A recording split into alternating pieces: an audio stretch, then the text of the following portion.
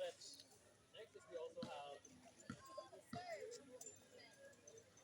so this applies the abduction anatomical, because ito niya yung head and try conquer.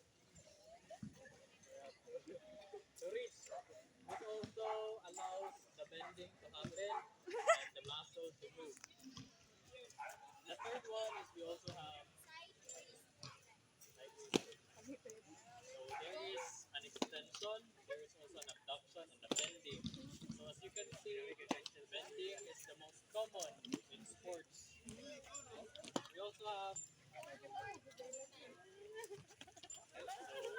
in this representation, there is a flexion and at the same time there is a bending. Alam ko, quick. During Ay, this, kumpit during this movement, Ikaw, do, ayaw, do. body to lift and bend at the same time. We also have,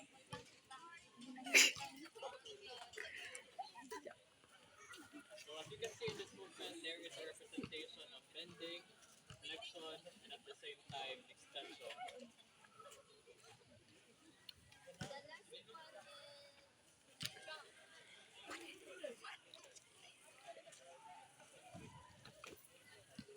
So mainly this representation showcases the extension and the lifting. So in general, the most important thing in badminton is are the flexion, the abduction, the bending, and also we also need our body. So that's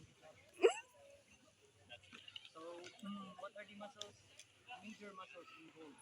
One sir, we have the shoulder, and we also have the feet. Dali, makakawi kayo.